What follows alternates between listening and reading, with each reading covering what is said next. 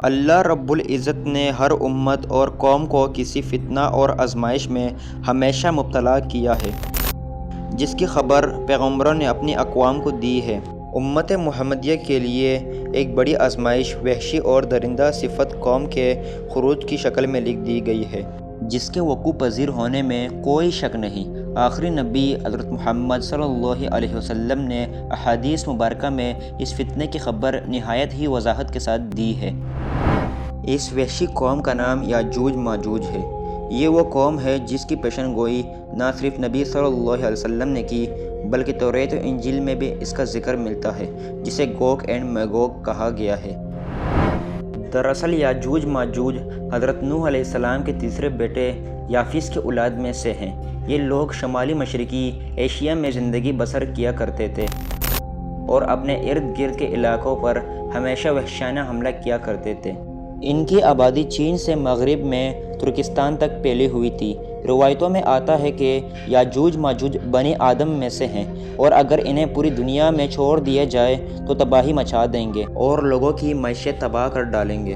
ان میں سے ہر کوئی آدمی اس وقت تک نہیں مرتا جب تک اپنی 1000 یا اس سے زیادہ اولاد نہ دیکھ لے۔ ان کے چہرے تہ بتہ ڈال کی طرح ہے۔ یہ لوگ لمبے قد کاٹ کے ہیں جو صنوبر کے درخت کے مانند ہے۔ ان میں سے سب سے لمبا شخص 3 بالش تک کا ہوتا ہے۔ یہ جس جاندار کے پاس سے گزرتے ہیں انہیں کھا جاتے ہیں۔ یہ موسم بہار میں اپنے غاروں سے نکلتے ہیں اور سبزہ کھاتے ہیں۔ ان کے پنجے اور دانت درندوں کی طرح ہے۔ ہزاروں سال قبل اس زمین پر اللہ کے ایک نیک بندے کی حکومت تھی، جنہیں ذوالقرنین کے نام سے جانا جاتا ہے۔ اللہ رب العزت نے ذوالقرنین کو زمین کے ایک بڑے حصے پر بادشاہت عطا فرمائی تھی۔ آپ نے مشرق و مغرب کا سفر بھی کیا تھا۔ مورخین کے مطابق ذوالقرنین کے نام سے قرآن مجید میں جس شخص کا ذکر آیا ہے، دراصل وہ ایران کا عظیم بادشاہ خورس تھا، جسے سائرس اعظم بھی کہا جاتا ہے۔ جب حضرت ذوالقرنین نے شمال کا سفر کیا تو آپ کا گزر مشرقی ترکستان اور مغلستان کے علاقوں سے ہوا۔ یہ علاقہ 2 عظیم پہاڑوں کے بیچ آباد تھا۔ ان لوگوں نے ذوالقرنین سے یاجوج ماجوج کے فتنے کی شکایت کی اور کہا کہ یہ قوم بار بار ان علاقوں میں حملہ کر کے فساد پھیلاتے ہیں، لہٰذا حضرت ذوالقرنین نے اس سرکش قوم کی یلغار سے حفاظت کی خاطر ان پہاڑوں کے درمیان ایک مضبوط دیوار تعمیر کروائی، جو لوہے اور پگھلے ہوئے تانبے سے بنائی گئی تھی۔ تعمیر مکمل ہونے کے بعد آپ نے اللہ کا شکر ادا کیا اور لوگوں کو آگاہ کیا کہ یہ دیوار وقتی طور پر اس قوم سے حفاظت کرے گی، لیکن ہر چیز فنا ہو کر رہتی ہے، لہٰذا ایک دن یہ دیوار بھی ٹوٹ جائے گی اور یاجوج ماجوج ان علاقوں سے نکل کر تمام زمین پر پھیل جائیں گے، جیسا کہ اللہ نے قرآن مجید میں ارشاد فرمایا، یہاں تک کہ جب یاجوج ماجوج کھول دیے جائیں گے اور وہ ہر بلندی سے دوڑتے ہوئے آئیں گے اور سچا وعدہ قریب آ لگے گا۔ حضرت ابو ہریرہ سے روایت ہے کہ رسول اللہ صلی اللہ علیہ وسلم نے فرمایا، پھر وہ دیوار توڑ کر لوگوں پر نکل آئیں گے، سارا پانی پی جائیں گے، لوگ کلب بند ہو جائیں گے، وہ ہر ٹیلے سے بھاگتے ہوئے آئیں گے۔ ان کے اگلے افراد بحیرہ تبریہ سے گزریں گے تو اس کا سارا پانی پی جائیں گے، اور ان کے آخری افراد وہاں سے گزریں گے تو کہیں گے کہ کبھی یہاں پانی ہوا کرتا تھا، اور حضرت عیسیٰ علیہ السلام اور ان کے ساتھی محصور ہو جائیں گے، یہاں تک کہ بیل کا سر تمہارے موجود 100 دیناروں سے بھی زیادہ قیمتی ہوگا۔ وہ اپنے تیر آسمان کی طرف بھیجیں گے، جنہیں اللہ خون لگا کر نیچے پھینکے گا۔ وہ کہیں گے، ہم نے آسمان والوں پر بھی غلبہ پا لیا ہے، جس طرح ہم اہل زمین پر غالب ہیں۔ ایک روایت میں ہے کہ بے شک یاجوج ماجوج روزانہ دیوار توڑتے رہتے ہیں۔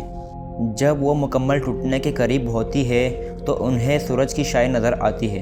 اتنے میں ان کا بڑا کہتا ہے، چلو باقی کل توڑیں گے، تو اگلے دن اللہ اس دیوار کو پہلے سے بھی مضبوط بنا لیتا ہے۔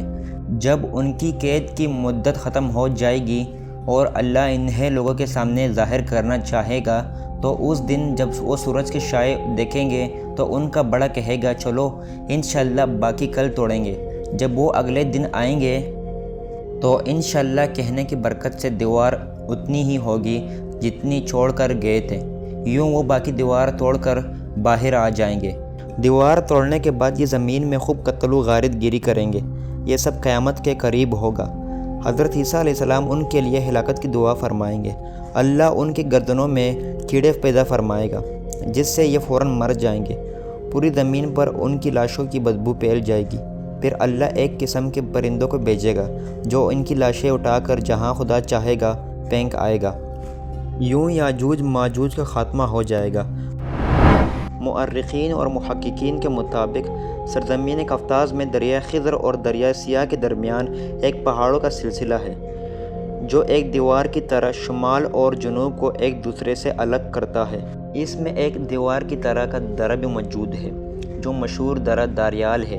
یہاں ایک قدیم تاریخی لوہے کی دیوار نظر آتی ہے۔ اس بنا پر بہت سے لوگوں کا نظریہ یہ ہے کہ دیوار ذوالقرنین یہی ہے، جبکہ کچھ مورخین دیوار چین اور دیوار ترمس کو دیوار ذوالقرنین مانتے ہیں۔ یہ تمام نظریات قیاس اور اندازوں پر مبنی ہے۔